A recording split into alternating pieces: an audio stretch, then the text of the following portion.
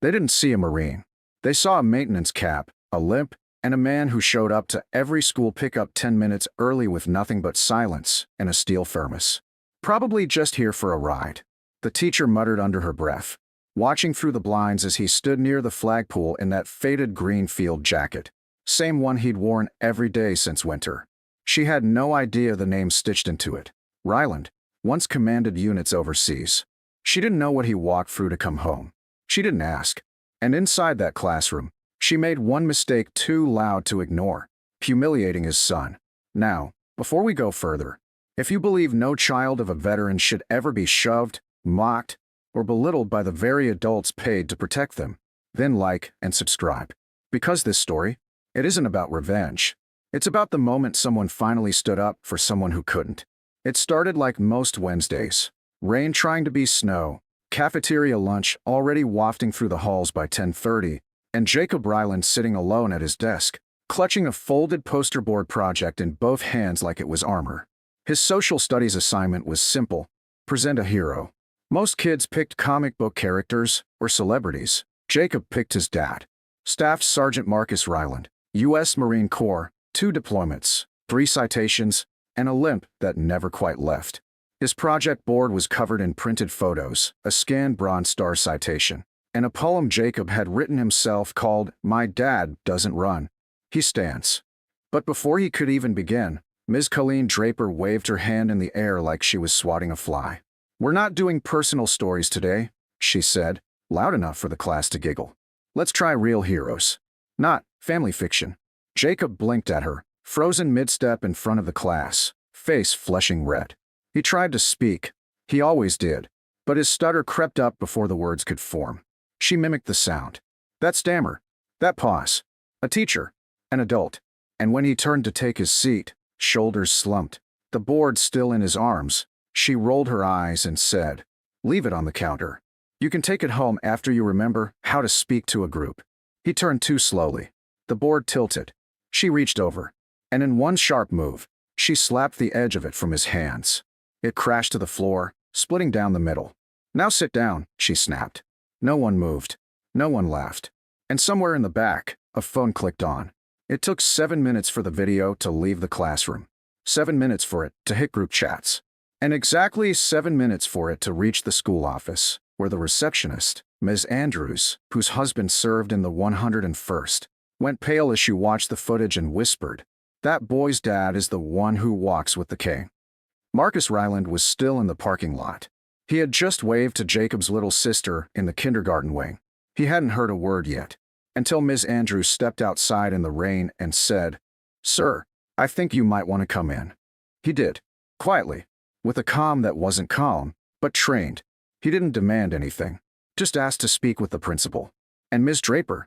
A few minutes later, the principal's office door shut behind them, and Marcus stood in the center of the room, holding the shattered poster board his son had just handed him. "This," he said, holding it up with both hands, "is what my son worked on while I was getting my knee drained from a combat injury. This is what he stayed up late designing instead of playing video games. And this," he tapped the poem, "is the first time he's ever read his words out loud." Ms. Draper tried to explain, something about tone, about misunderstanding, but Marcus wasn't finished. "I didn't come here to start a fight. I came here to understand how a teacher thinks it's okay to knock a child's work out of his hands. How humiliating a kid for talking about his dad, just because that dad doesn't wear a suit, fits any lesson plan." He wasn't shouting. He wasn't shaking. But everyone in the room suddenly felt very small. Then he pulled something else from his jacket. A folded copy of his own Bronze Star citation. "This isn't for show," he said, placing it on the table. "But that poem my son wrote. That is." And you stomped on it. The principal, whose hands were clasped tightly together, nodded. "We'll take immediate action." They did. Within minutes, the school board was called into emergency session. The video had already hit local parent groups. It was spreading. And people weren't just angry, they were ashamed. Ashamed they hadn't noticed. But they hadn't asked. That it had to come to this. By the end of the day, Ms. Draper was suspended, escorted to her car in silence. Jacob was picked up early, but this time by both parents. And when he asked if he had done something wrong, Marcus knelt beside him, eye level, and said, "No, son, you did something brave. and sometimes the world's not ready for it. That night, Jacob's poem went viral. His stutter was edited out by no one. And on a piece of poster board taped back together with care, the words at the top read, "My dad doesn't run. He stands." So did his son. You don't train for moments like this in the service. You endure them because you've trained for everything else. Marcus Ryland wasn't a man of speeches. He was a man of posture, presence, and pressure held in check. And when the school board announced a special session that afternoon, he didn't request it, didn't lobby for it. It just happened because silence from a Marine carries more weight than 100 demands. By the time the meeting began, word had spread, emails from military parents, calls from local news stations, and one chilling message from a retired colonel in town who wrote simply, "That boy's father stood for us. Now we stand for him." Marcus didn't come alone. He brought Jacob, still clutching his taped-up project board, the top edge now marked with a small handprint where Ms. Draper had struck it. The boardroom was full teachers, reporters, parents, school officials, and as Marcus stepped up to the front, he didn't read a prepared statement or cite district policy. He asked Jacob to stand next to him. The boy looked nervous, twisting the strap of his backpack, but Marcus knelt and whispered something only his son could hear. Then, in a voice just above a whisper, Jacob recited the first few lines of his poem. His stutter caught on the first word, but no one looked away. No one laughed. "My dad doesn't run. He stands. When others yell, he listens. When others break, he bends. When I'm afraid, he isn't."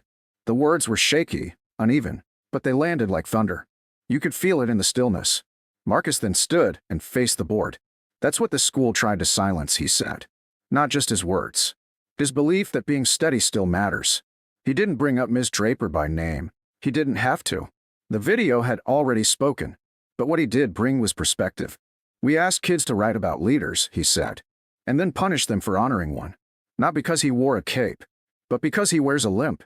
He paused then, looking around the room. "You don't have to give me respect. I've earned what I needed. But you will respect my son. Because if you don't, then every banner you hang for Veterans Day means nothing. Every classroom flag is just fabric."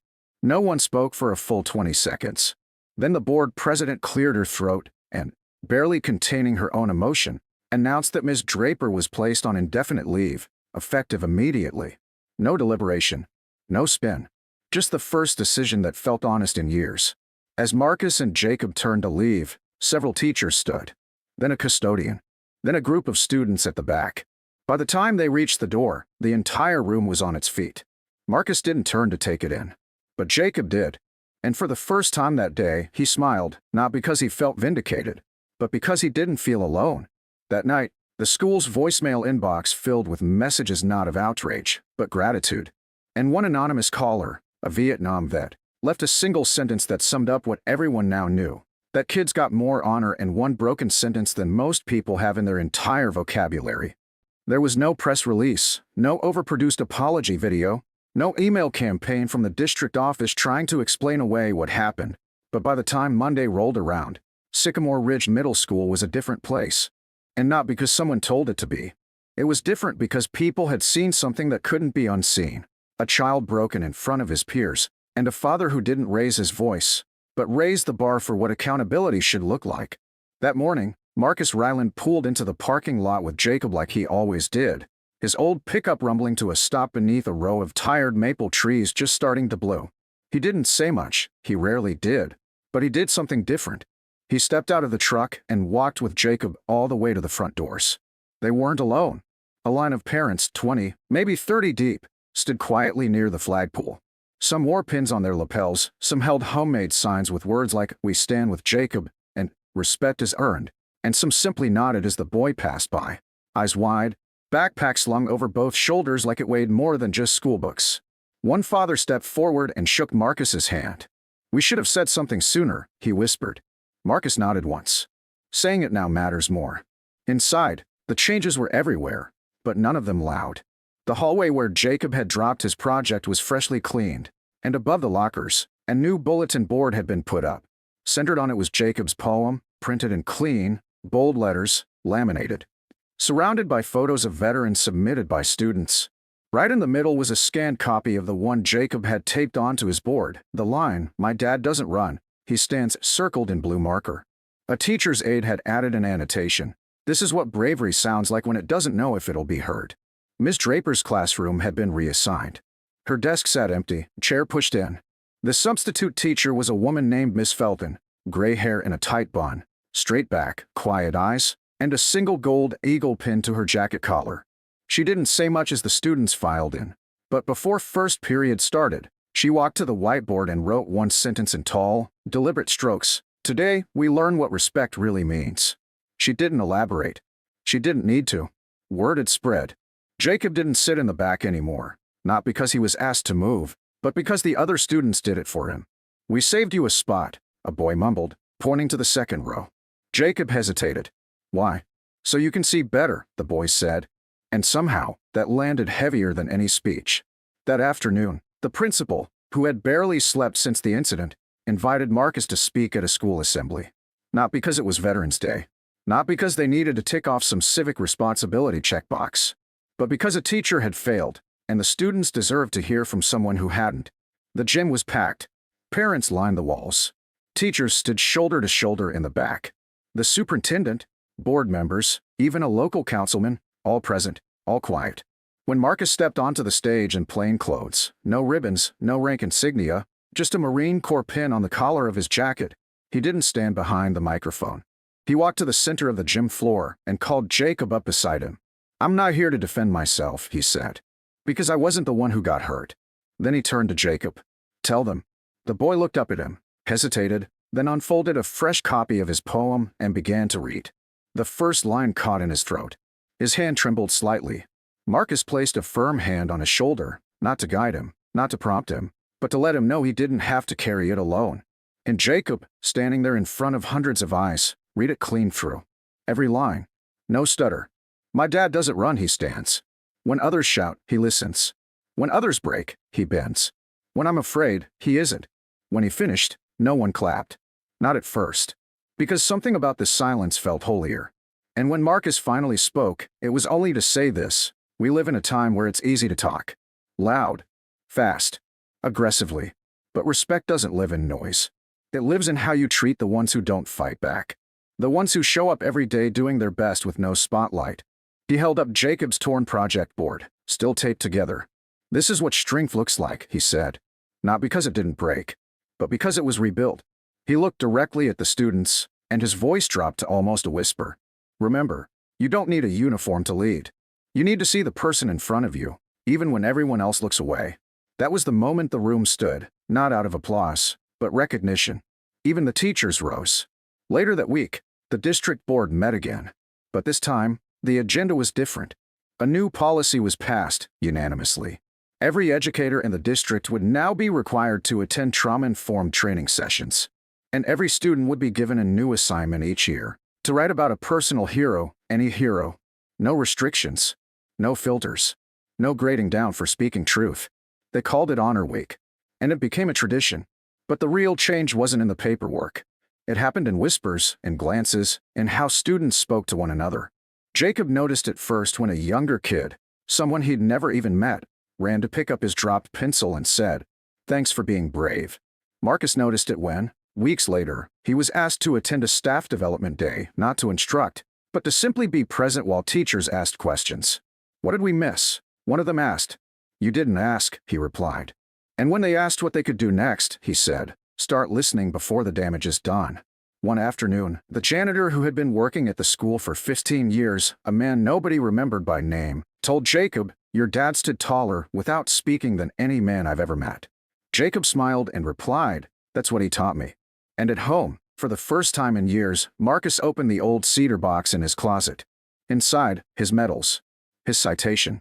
A folded flag. He added one more thing to it, Jacob's laminated poem.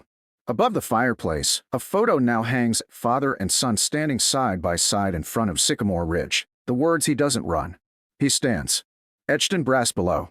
Because in the end, this wasn't a story about punishment. It was about presence. And how one boy, humiliated in front of his peers, stood taller than the woman who tried to silence him. Not because he was the loudest in the room, but because he had someone behind him who knew that true power comes from protecting those still learning how to speak.